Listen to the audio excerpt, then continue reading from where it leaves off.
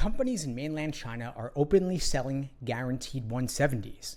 Proxy test takers are logging in under someone else's name, and organized groups are making millions by gaming the LSAT. This is not a rumor.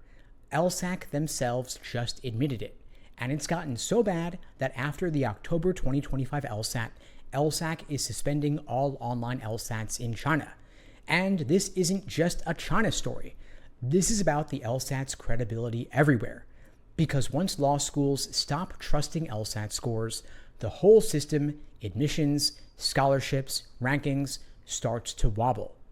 LSAC themselves just made an announcement, and I quote, "We have been increasingly concerned about organized efforts by individuals and companies in mainland China to promote test misconduct. After careful consideration, we have decided to take the additional step of suspending online testing in mainland China following the upcoming October International Administration of the LSAT." So let's pull this apart.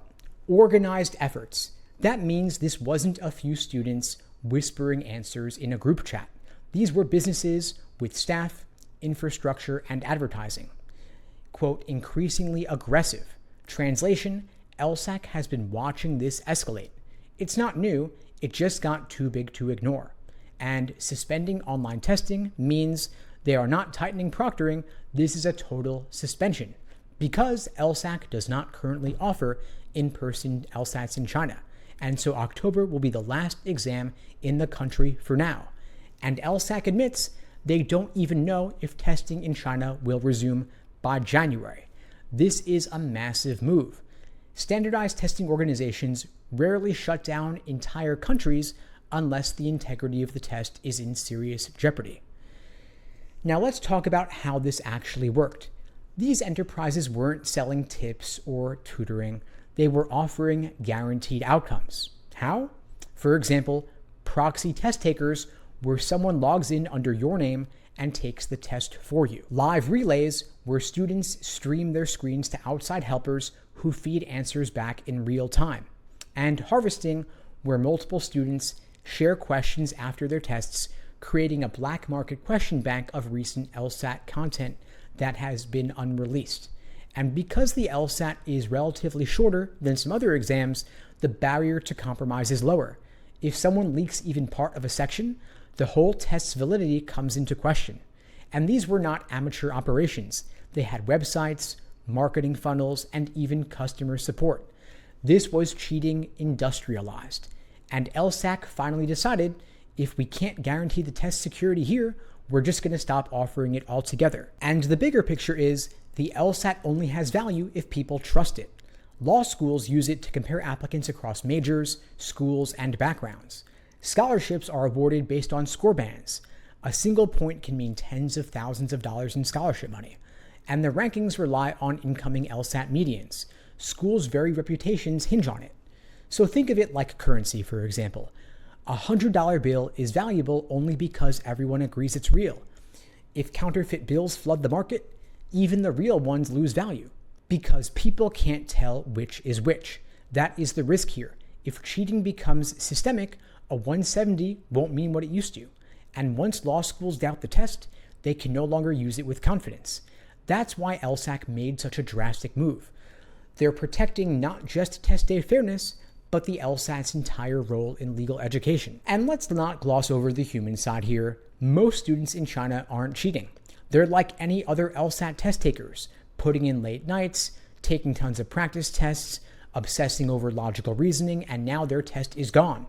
For these students, October is their last shot, at least for now, because their choices are not pretty.